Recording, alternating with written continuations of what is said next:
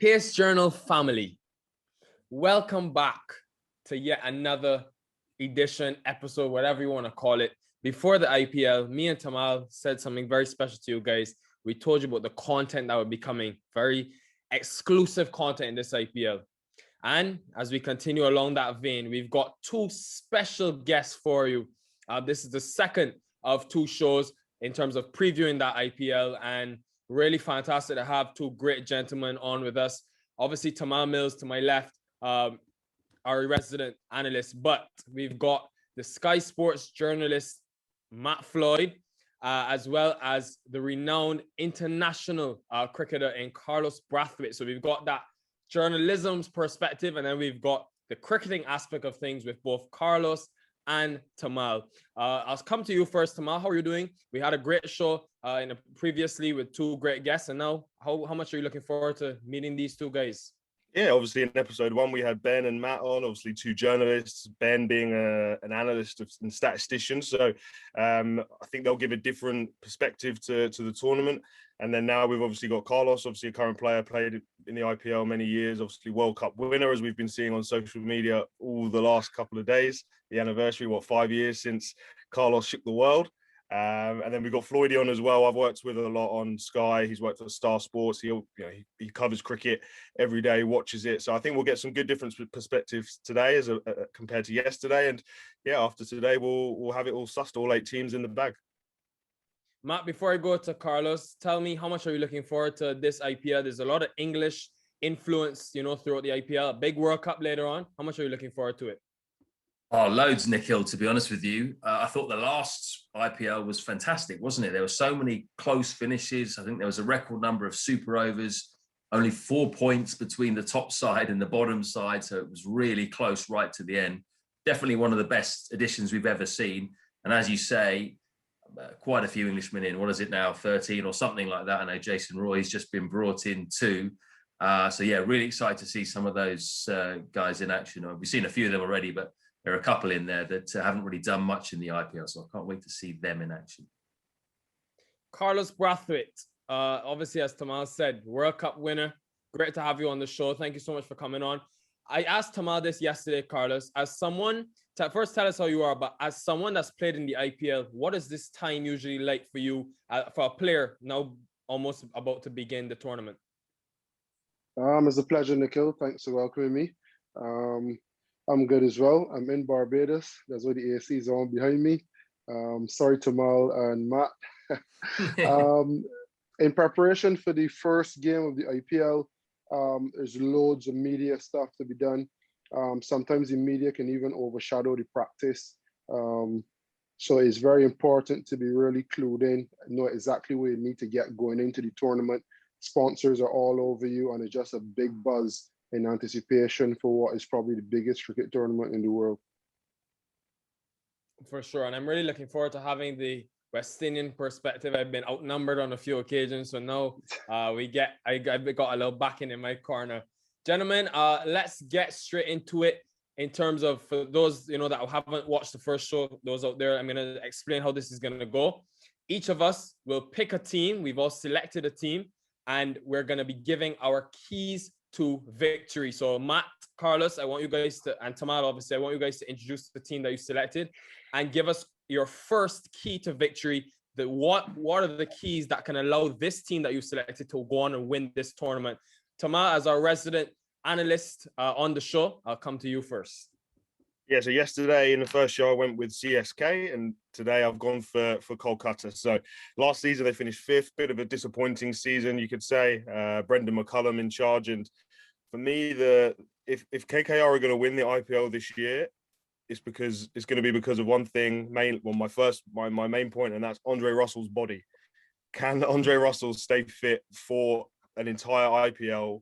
Anybody who's been following him on social media, it looks like he's been training really hard. I think he's been over in America training at some facility over there. So he's obviously had a really good build up to the tournament.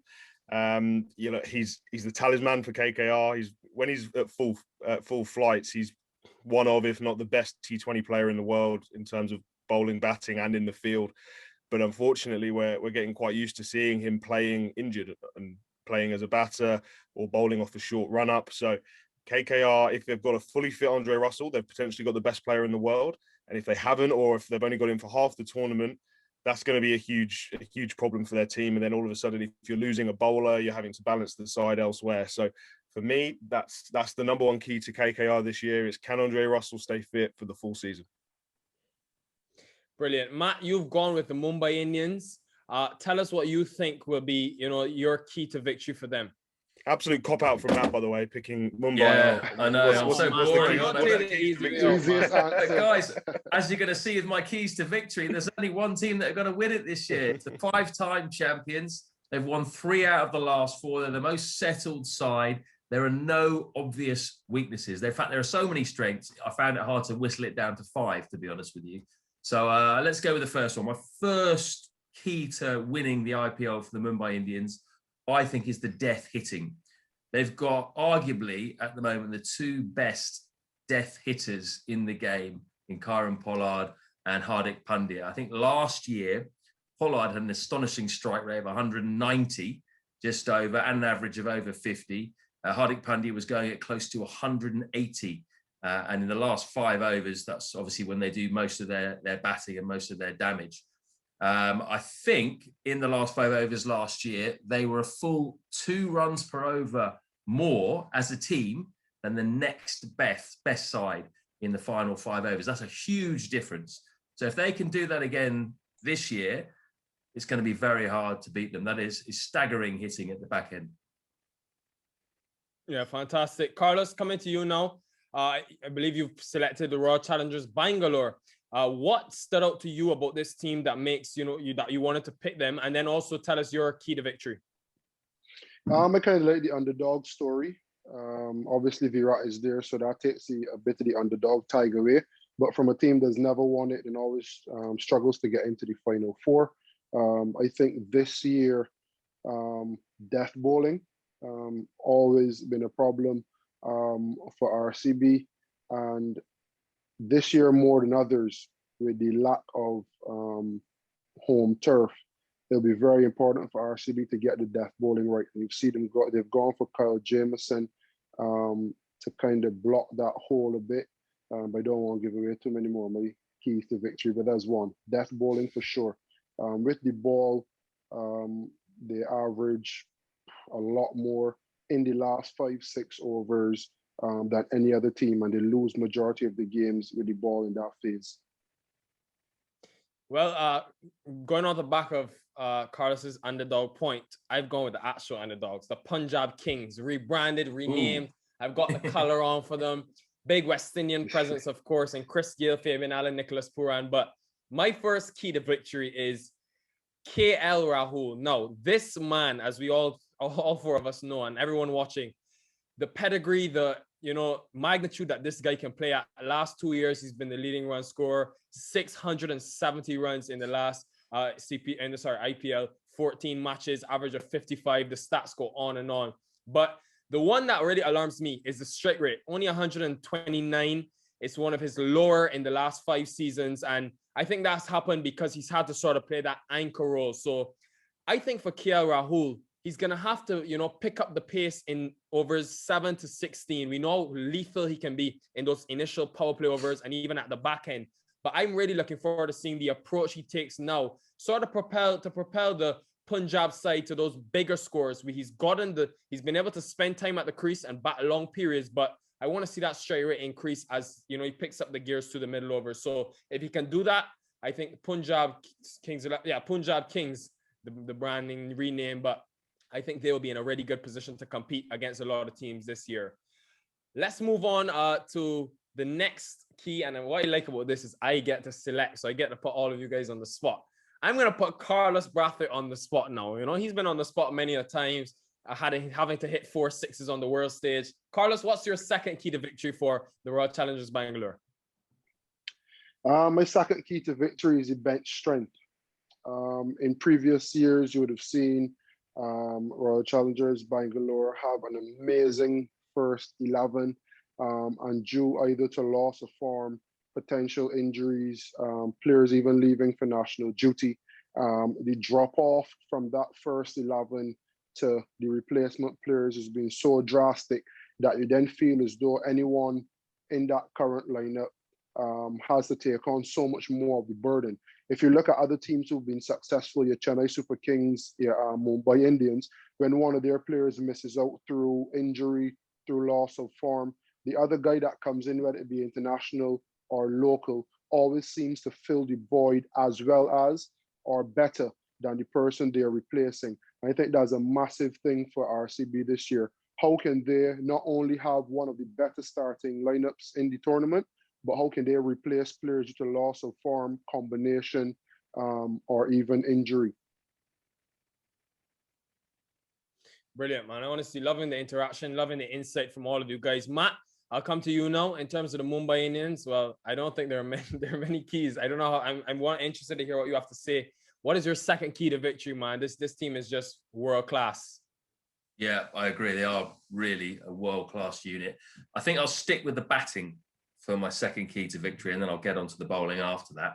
I would say in the middle overs last year, Mumbai were brilliant. And the main reason for that was the form of Suryakumar Yadav and Eoin Kishen, who were both up near the top. Well, I think Suryakumar was in the top 5 runs. No, Kishen was in the top 5 run scorers. Suryakumar was just outside. And that meant that Rohit, who had a pretty average season or poor season by his standards, his runs weren't missed. So if those two guys can do the same again, Rohit can have another poor season and they're still going to put runs on the board. And I expect them both to have a good season as well, because they've both now had a taste of T20 international cricket. They've both done well. And there's that big carrot of getting into the Indian World T20 squad on the horizon in India. You know, those guys should be hungry. I think they're both going to do well. And if they do, again, Mumbai are in a very strong position. Tamal, I'll come to you now in terms of your second key to victory. Take it away. Yeah, so I went with You'll Be Happy. I went with one West Indian first with Andre Russell, and I'm going with another one now in Sunil Narine. There was a period, wasn't there, where Sunil Narine was, for me, the best T20 player in the world. If I was drafting a team, I'd probably want him, especially in the subcontinent or the Caribbean, where it turns. He opening the batting, opening the bowling. His bowling would never go for runs. Even if he wasn't taking a wicket, he'd never go for more than 20, 25. And he's opening the batting. I was at the Chinnaswamy. Luckily, I wasn't playing when him and Chris Lynn put on 105 in the power play against RCB. That was one game I was glad to miss. Good game to miss. Oh, literally, I had a tight hamstring, I think, so I sat the game out, and yeah, it was a good one. It was brutal hitting, but since then, you know, these last couple of seasons, Narine with the bat, he's obviously a bit of a slogger, and he's just not coming off as much now. And with the ball, he's had problems with his action. He's obviously been reported. I know he works closely with Carl Crowe to work on that. And look, again, when you've got somebody that has previously been, you know, one of, if not the best T20 players in the world, you need them to get back to that form, don't you? That's why they're in the side. That's why you pick them. That's why they're there. And if he's not in the team, it then also alters the balance of the side. You're then looking at Lockie Ferguson coming in, which improves the pace bowling. But then you've got a longer tail because they've got a lot of bowlers that don't really bat too much. And then also Kuldeep Yadav, he's been struggling with the ball as well. So you don't have that other kind of gun wrist spinner. And then that puts a lot of pressure on the young Chakravarti. I hope I got his name right. He's kind of emerged the last year or so, a bit of a mystery spinner, got himself in and around the Indian side. So in theory, KKR could have a really strong spin bowling lineup, but they could also have a very weak one if Narine doesn't get back to the levels that he's able to hit before, as well as Kuldeep Yadav. You know, we saw Ben Stokes. But Ben Stokes took Kuldeep Yadav to the cleaners in the recent ODI series. He was bowling too slowly, and Ben Stokes was just whacking him everywhere. So main second point is Sunil Narine, and then also a little bit on the other two spinners as well. My second takeaway and key to victory for the Punjab Kings is going with the overseas seamers. Now, we've seen them obviously chop and change. It's been an area where they've put some serious influence in, majorly bringing in names of Riley Meredith and Jai Richardson, who they really splashed the cash on at the auction. They've still got the likes of Chris Jordan there, but I think those two seamers, I mean, given the amount of money that they've spent on them, you probably expect them to start in terms of that first 11. I'm sure Chris Jordan, who's such a death specialist, really will have a part to play. I saw a piece of Riley Meredith in the recently concluded T20 series, Australia versus New Zealand, and I was very impressed in terms of the seam that he can bowl. He sort of plays that enforcer role.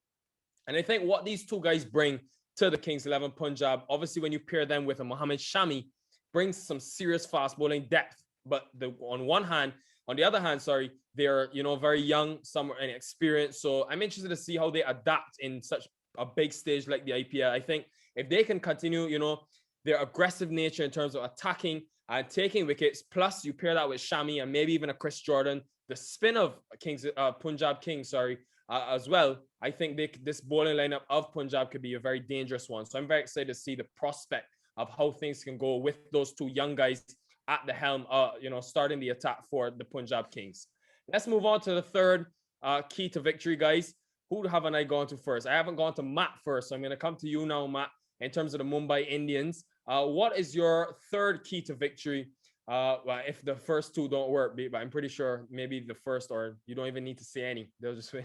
Well, actually, the third one, I think, is going to be the one little weakness I think that maybe Mumbai have, and that is the frontline spin bowling. I'm a little bit concerned about that, especially now that the tournament's gone back to India.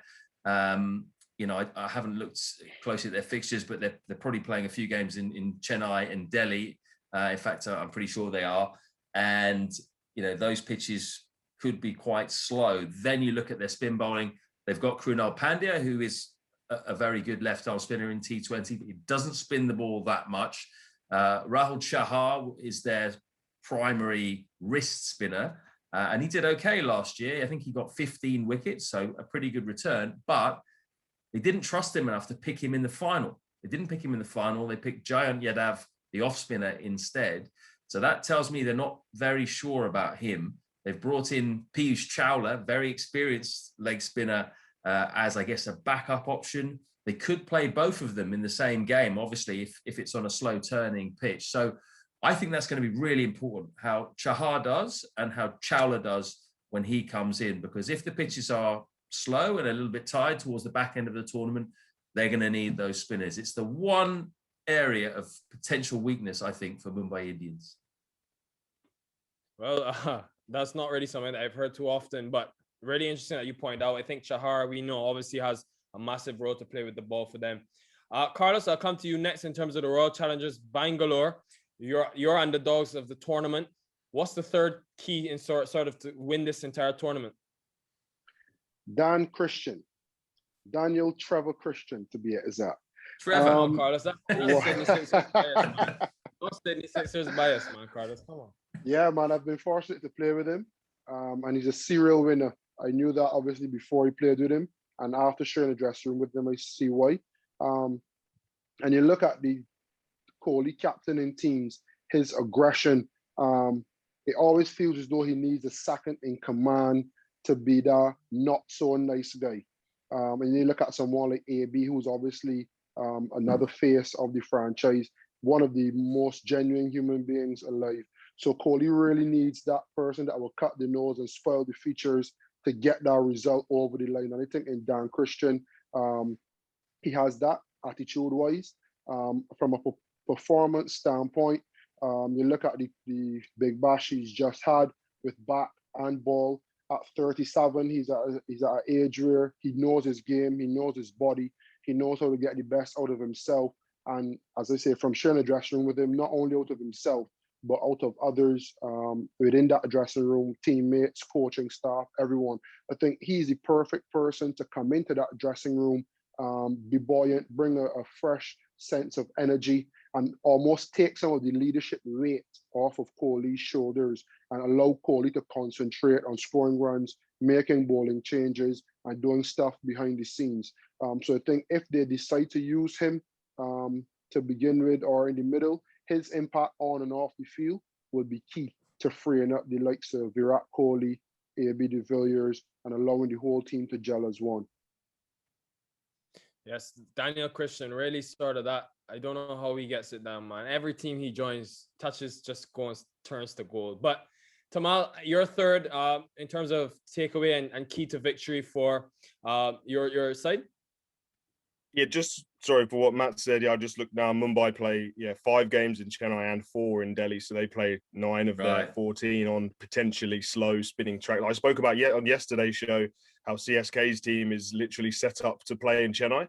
They've got 6 first choice spinners really in their team, and they're playing obviously none of these games in Chennai. So they need to hope they get some spinning tracks elsewhere because they might struggle otherwise.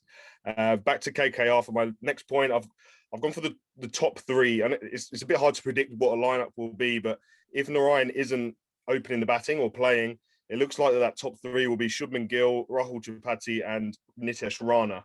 And thinking my bowler's cap on, as a bowler, that's not the most intimidating of top 3s as far as the IPL goes. You don't have Virat Kohli there, you don't have David Warner there, you don't have Rohit Sharma. So can that top 3 step up? Because KKR's middle order is really strong in theory. Eoin Morgan, Andre Russell, and Dinesh Karthik. If you can give those guys the second half of the innings to do their business, it sets your team up really well, because obviously that means one of your top 3 has obviously got to score.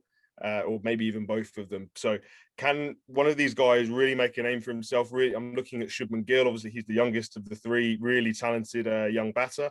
So yeah, I think that's going to be a really big part. And then looking on the bench, they've kind of stacked themselves with middle order hitters, overseas players.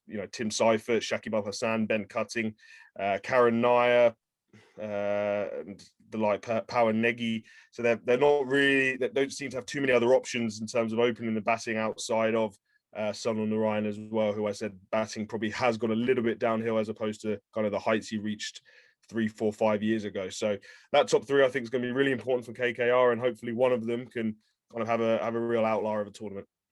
I got some news for you guys. I spoke to Baz McCullum the other day doing this podcast I do, and he told me that Rana is going to open the batting with Shubman Gill. So maybe Rahul Tripathi will bat number 3 then. I think that could still be the number 3, the top 3 rather. But I think they're going to go left-hand, right-hand combos with Rana at the top. There we go. Breaking news on the pod as well. Rana has tested positive for COVID, I think, unless that was an April Fool's. But I think he's out of. I think he's just about to come out of quarantine though, so he should be able to play. Okay, cool. That's good news then. Yeah, all fantastic. Thank you for that breaking news. I always tell the people watching this there you show, go. We do Hot it off the press. That's how we do it on Face Journal, man. But for me, my third key to victory is looking at sort of the spin department of the Punjab Kings. When I look, they have 2 spinners that already play the entire tournament in Ravi Bishnoi, who's a young, promising, exciting talent that we discovered at the last tournament, and Murugan Ashwin, who's a bit more on the experienced side. But I just worry a bit about their depth in terms of spin bowling. They've got a lot of wrist spinners in those 2, but in terms of finger spinners, not many, in this side. There is Utkar Singh, the off-break bowler he'll be in the reserves for the Punjab side to start. But I just worry in terms of variation as the tournament progresses. Ravi Bishnoi, 12 wickets in 14 matches last year. He was sort of that revelation, but we do know technology and what IPL teams do. They will work him out. So I'm interested to see how this side adapts, with not having sort of that depth. However, there is one name, Fabian Allen. Just remember that name, Fabian Allen. They've got him. They've acquired him. Left arm. He bowled really well in this Sri Lanka T20 series recently concluded. The ODIs as well. Fabian Allen could be the key. Anyways. We've had a lot of West Indies mentioned so far. No West Indies bias, man. But it's just worked out. Because literally no West Indian was mentioned on the show yesterday. It was all about Englishmen. So Nikhil, I have to get it out. No, I have to get it out. Exactly. You have some backative, Nikhil. Yes, and I'm gonna come to my backative now, Carlos. In terms of Royal Challengers Bangalore, your 4th key to victory. I hope it doesn't get down to this, but I'm sure this will be an important factor as well. What do you think they need to continue to do in terms of to win this tournament? There's one, looking at my starting lineup, you have Padikkal, who had been fantastic in local cricket, and Virat Kohli at the top of the order. I can see AB at 4, Glenn Maxwell at 5, Christian at 6, Sundar at 7, Jameson at 8. That number 3 slot will be filled by an unproven Indian batsman. And we've seen Indian batsmen, young batsmen, come hot off the press. No one in the world knew them other than their local players, and they took the world by storm. Is a massive opportunity in this tournament for one of those young guys to take the bull by the horns, as we say in the Caribbean, and ride it all the way home and make a name for themselves, especially if they can find someone to be the perfect foil for either Virat or AB and drop somewhat of an anchor if Padikkal gets out, because he's done that very well in the last IPL. I don't know which Indian batter it would be, but that number 3 slot has the potential to blow up the next big Indian young batsman's name. Tamal, I'll come to you now. That was fantastic, Carlos. It will be an important role. Tamal, in terms of your next key to victory. Yeah, I've gone for Eoin Morgan. Obviously, last season was just an overseas player. You see, I have to be the West Indian bias now. I've gone with Morgs because obviously he started the season last year as just their overseas player, and then they had a quick change, didn't they? Dinesh Karthik dropped the captaincy, and Eoin Morgan became captain. And we all know what a brilliant captain Morgs is. I'm sure we've all had some interaction with him at some point. I've been lucky enough to play under him, play with him. You know, on the field, off the field, great guy, great captain. But when you have an overseas player as a captain, that adds a little bit more pressure. Obviously, you're only one of 4 slots. If you're in a bad run of form, you're suddenly harder to drop because you're a captain. If you weren't the captain, as we all know, the IPL is ruthless. You have 2 bad games, you're gone, aren't you, pretty much? So a little bit more pressure to perform with the bat. He's obviously got a big role in that middle order as well, especially when you've got some other kind of middle order bowling options as well that could come in. It says Shakib Al Hassan, Ben Cutting on the bench. So a little bit of pressure on Morgs maybe to perform with the bat, but I'm not sure Eoin Morgan actually knows what pressure is. I don't think he'll be too flustered. He's there, him and Brendan McCullum, very, very close mates. I'm sure whatever decision that they come to will come very amicably. But yeah, I've gone for Morgs as number 4, just something to keep an eye on, as I say, as a captain and an overseas player. You got to try and obviously cement your place nice and early. Yeah, brilliant. Matt, in terms of the Mumbai Indians, what about you? In terms of another key to victory? I think I will go for the bowling in the power play as a sort of second bowling point I'm going to make. They were very good in the death overs with the ball last year, mainly because of Bumrah. I think Bumrah's economy rate was under 8 in the final 5 overs, which is superb. But they were given fantastic starts pretty much every game by Trent Boult. Boult took 16 wickets in the power play, which is the joint most ever by a bowler in the IPL. That's a staggering number, really. So they were consistently getting off to good starts. And then that enabled Bumrah to come into his own towards the end of the innings. Mumbai will always seem to be ahead of the game with the ball. And in the end, the 2 of them got 52 wickets between them. That is an extraordinary combination, really. So again, if Trent Boult can get them off to some good starts, if he can swing the ball like he did in the UAE, then Mumbai are going to be in good shape.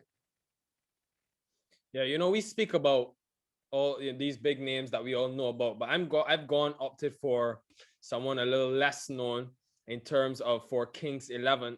Why do I keep saying Kings 11? They're the Punjab Kings. Sorry, the Punjab Kings. And that's Shahrukh Khan. And I don't mean the Bollywood actor. No, this guy's a cricketer, and apparently he's very, very good. And when I look at his stats, and I've seen some highlights of him batting, this guy could be scary in terms of at this IPL. He sort of established that role and reputation of being that powerful batsman. And I think finishing off the innings, that number 5, 6, 7 position has been an area where Punjab has struggled in the past. So recently we saw him get 40 of 19 deliveries in the quarterfinal of the Saeed Mushtaq Ali competition in India, the domestic T20. His T20 numbers, he'll want to improve on them. 31 matches, average of 18, and his strike rate of 130. But I think he can be that real X factor that, not a lot of teams know about and sort of can plan to. Batting at number 5 for Punjab this year, I think he's going to have a big role to play, and it's why they went out and paid him the money that they did. That's 3 keys to victory, guys, for our team. I'm sure the analysts of each team respectively will be listening to us and trying to note these things down. But I'll go to Tamal first now. I'll come back to you, Tamal, in terms of for KKR, what's your fourth key to victory if they're to go on and win this tournament?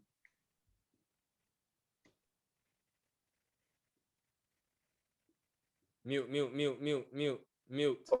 I've still not figured out Zoom. I think we're on to our last one, aren't we? Number 5. Otherwise, number 5, yeah. I haven't got any more notes, but number 5 now. My last one for KKR. I've gone for Pat Cummins. Obviously, a huge money signing 2 auctions ago.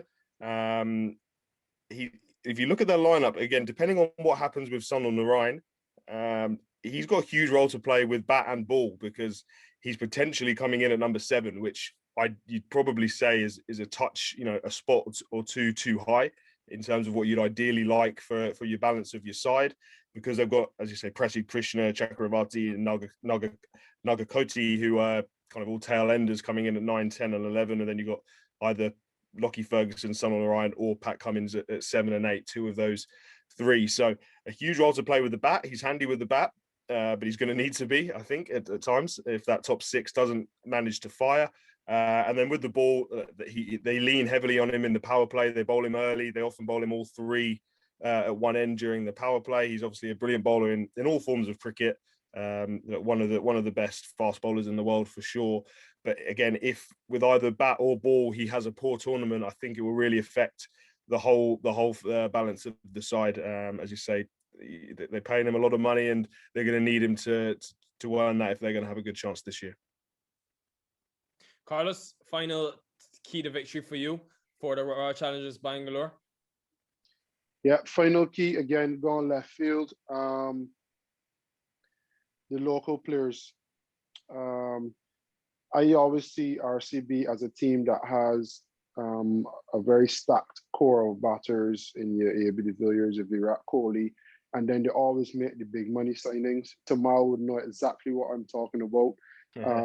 But if those big money signings don't get help from the local players, it's almost like you have the cherry for the top of the cake, but you don't have the cake baked as yet.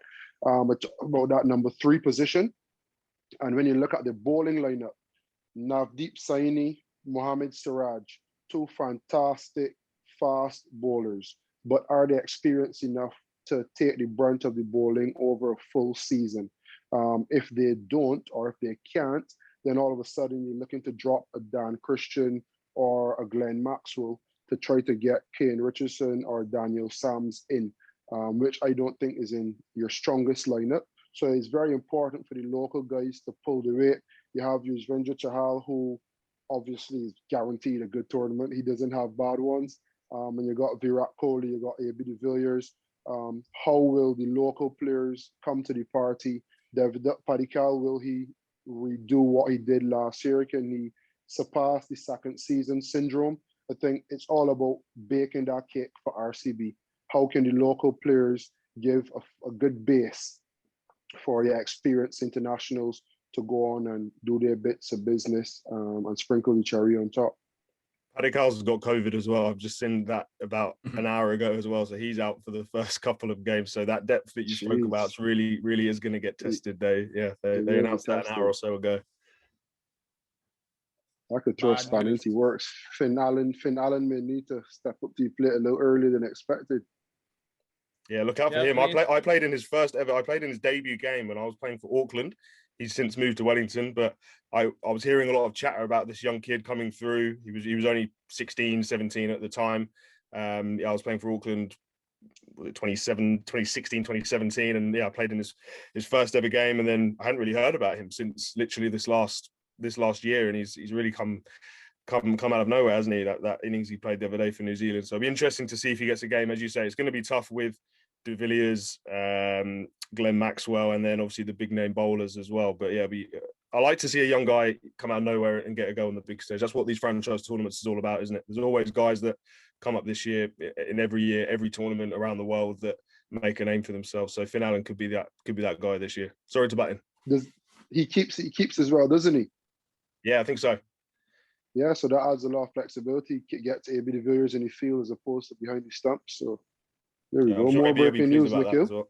Guys, they can't fit them all in. I mean, they can only play 4 overseas players. If you want to play your mate Trevor Christian and a fast bowler and whoever else, they can't fit them all in. Big Trev. I think Carlos will start, guys. If you see Carlos start to cry, it's because Brighton just scored on United, so he'll get very upset. But I'm joking. Oh, no. I won't spoil this show for him. Come on, the Seagulls.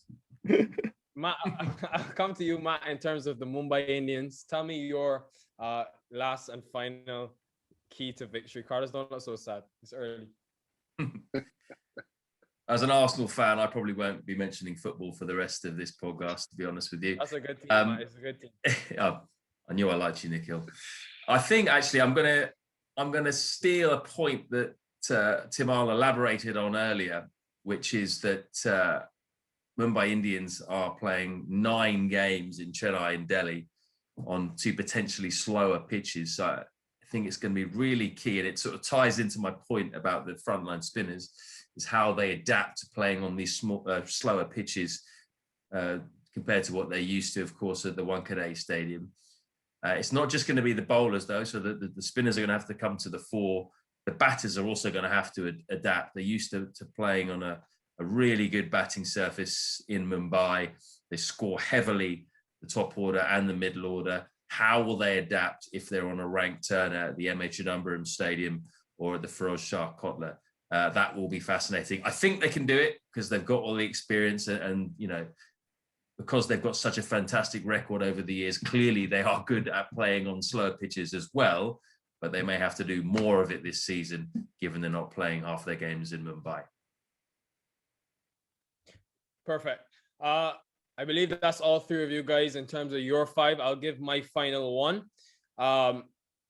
In terms of the Punjab Kings, for me, guys out there, don't kill me for this, but the universe boss, Chris Gayle, how can he not be important? I mean, after all the adversity, you know, he fought back in great fortitude last year, food poisoning, being dropped, not ready, all of it.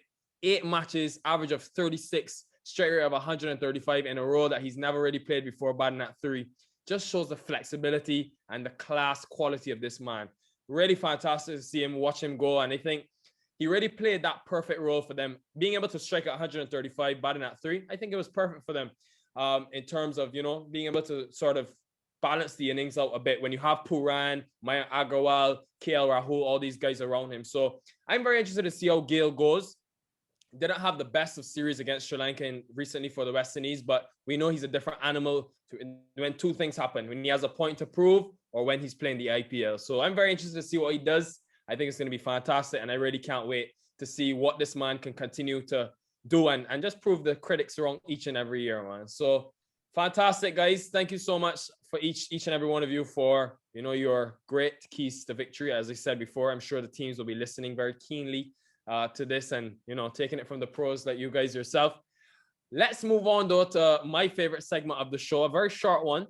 And I'm going to be noting these down because when you guys return at some point during the season, we're going to see how accurate these are. You're going to now predict your best team, worst team, leading run scorer, and leading wicket taker. Me and Tamal gave our predictions in our first show, but we'll briefly state them again. But I want to hear from Matt and Carlos. I'll start with you, Matt.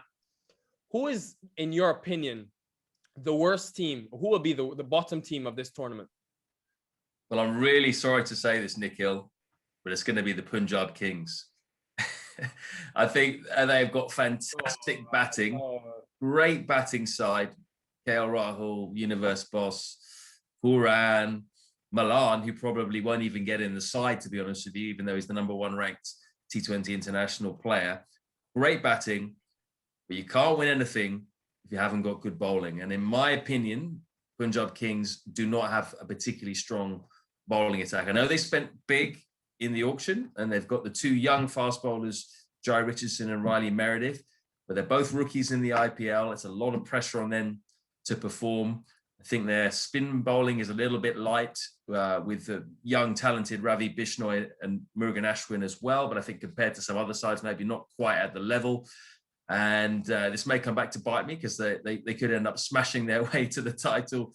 But I just think with that bowling attack, they might be out of the playoffs and possibly even the bottom side. Matt, you may have to give them a ring and probably send Tamal Mills and Carlos Brathwaite up there to help bolster that bowling, man. But Carlos, in terms of you, who do you think is going to be that team that really struggles this year? Punjab would have been one of the teams that I think would struggle. Because Matt has gone for Punjab, I'll be I'd say jump off the fence on one side and say Delhi Capitals, losing Shreyas Iyer. I know they made the finals. That is a massive prediction. Hot take. They made the finals. They had a very good season last year, and I think it was the culmination of 4 to 5 years of building a squad. However, when you lose the linchpin of that squad, the captaincy has been thrown to Pant. It'll be interesting to see how he gets on in his first stint as captain. Not allowed to, or it will be perceived as though he's not allowed to have the flair he once had as only player and wicketkeeper. Fortunately, he has Steve Smith with him, who can lend some leadership hand and be a part of a big think tank with Ricky Ponting. But I just think on the field, the pace of play, I think it might be a bit too much for them. So I'll go for Delhi Capitals. Carlos Brathwaite just did a Stephen A. Smith. That's the hottest thing we've done. Carlos, we're going to say it's a big call, Carlos. Come on, mate. Finals look at that squad. 2020 to bottom of the table, not even out of the playoffs, but bottom. Wow, Carlos, that's massive, man. Wow. I don't even think I've been able to swallow that as yet. But anyways, I'll move on to Mal. I want you to just briefly, tell those that may have not seen the first one, what was your pick? Yeah, I went with CSK. I said I chose them for one of my teams to try and find reasons for how they're going to win, and it was a struggle to come up with 5, to be honest. As I say, they built their team based around playing at Chennai. They have 6 frontline, genuine spinners in. Where's my list? They had Imran Tahir.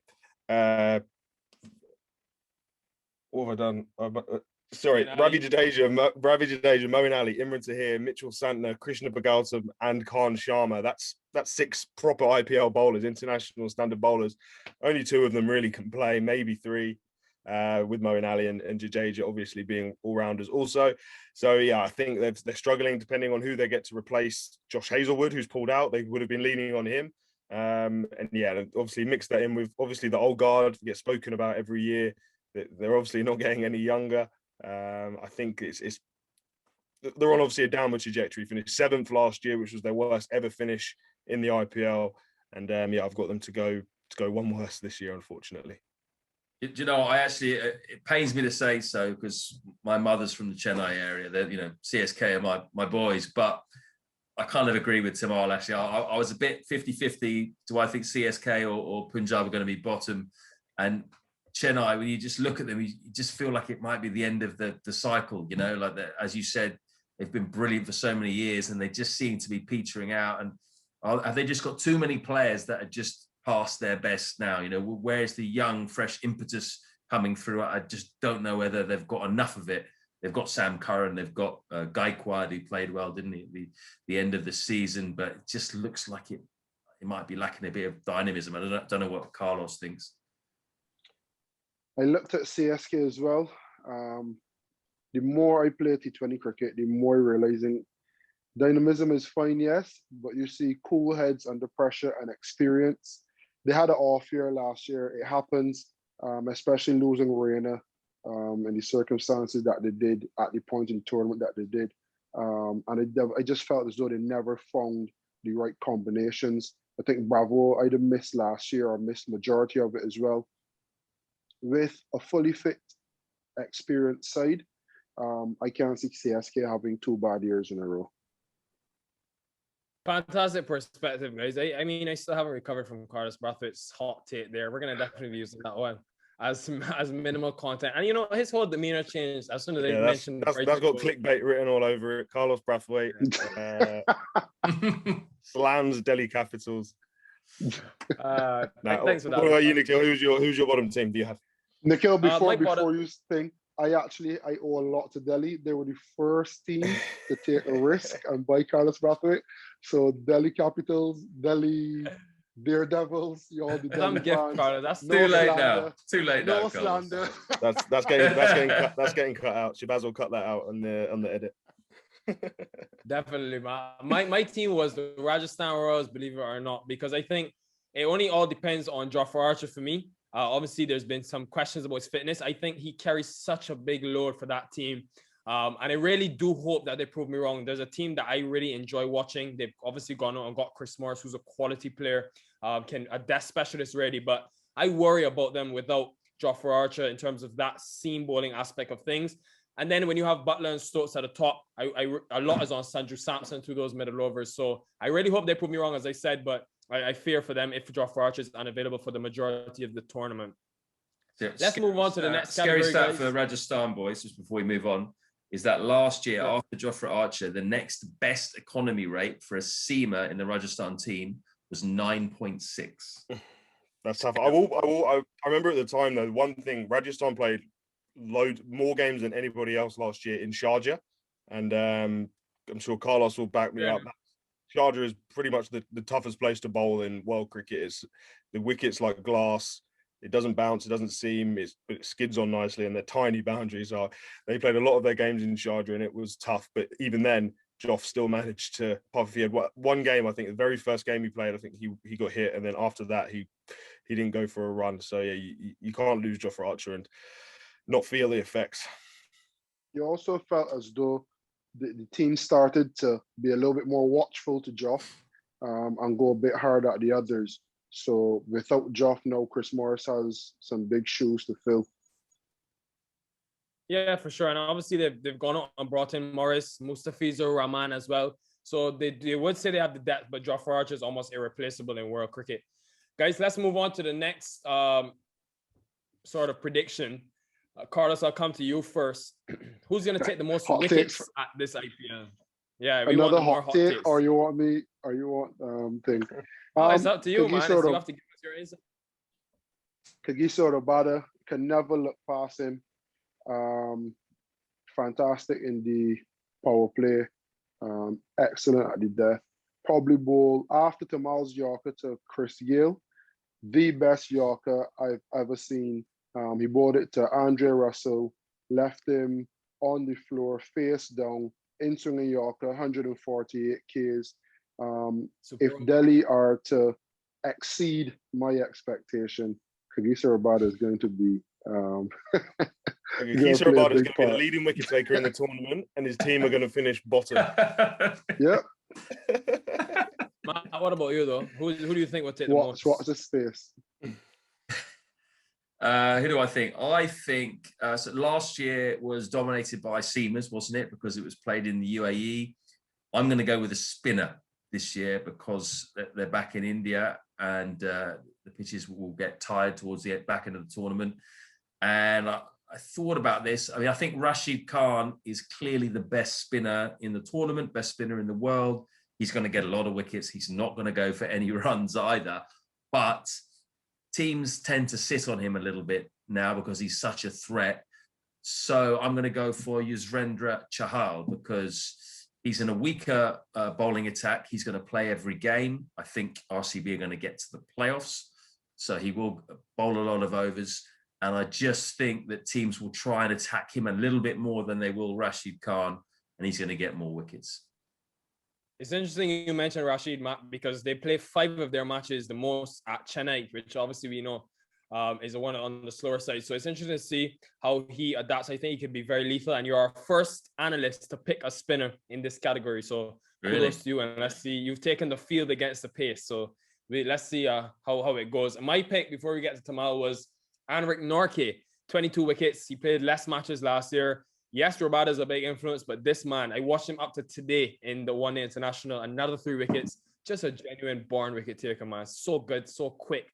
I just never want to face him ever in life. So Tamal, I'll come to you now in terms of just to brief the guys on your prediction. Yeah, I went left arm union, Trent Bolt, one of my favorite bowlers to watch bowl, swinging it back in, good pace, takes blinders in the field as well. He bowls top and tail, plays every game for Mumbai, who I'm sure are going to play a lot of games in this year's IPL, have a lot of opportunity. All forms of the game, he's a brilliant bowler, isn't he? And anybody that can swing the new Kookaburra left arm back into the right hander is always a threat. I've gone for Trent Bolt, my was that the purple cap or the orange cap? I forget which is which. But he's gonna take a cap home either way. He's gonna have one. He's not getting the orange cap. I'll tell you that right. Yeah, very true. We'll get one of them. Matt, what about you in terms of now? Let's go to the batting side of things. Who do you think will score the most runs in this tournament?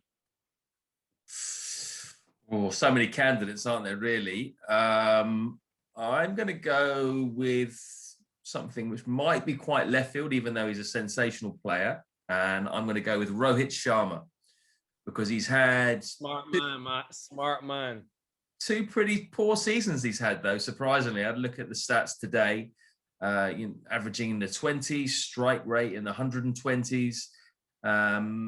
That for a guy of his talent is pretty bad. I can't see him having a 3rd bad season in a row. He's looked sublime at times against England in the test matches, in some of the T20s as well.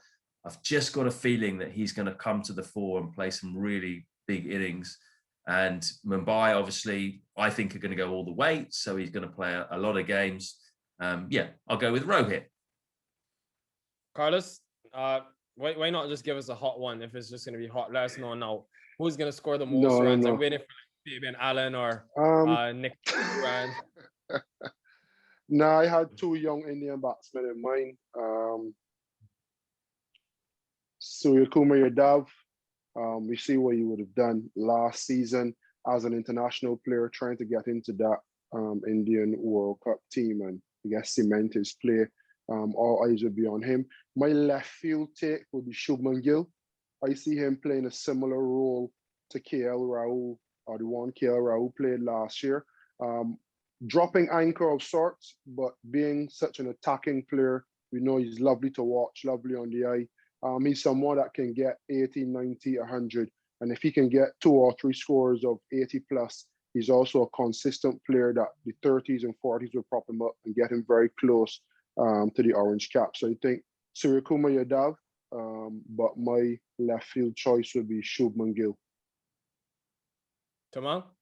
Yeah, I had a really hot take actually. I went for Virat Kohli. Don't know if anybody heard of him. I went for King Kohli.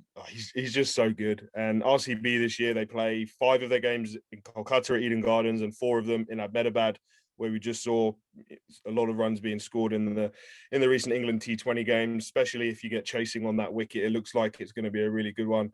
And Eden Gardens is normally a good pacey wicket as well. It was tough. As you say, there's so many guys that could make it. I did originally have written down Suryakumar Yadav, but I didn't want to write too many Mumbai players down, if I'm being completely honest. I went with Virat Kohli. Big tournament for him. Can he drag his team all the way as well? We'll see. Can I just point out that Tamar Mills had a go at me at the start of the show for picking Mumbai Indians as my side today? Come on, you've just gone with Kohli. When I'm ultimately right, it's all good. Matt, don't forget where Tamar's played in the IPL. You know, he has to. Unlike Carlos, he's maintaining his loyalties. But hear me bash it, Carlos. Anyways, guys, my take was actually similar to Matt.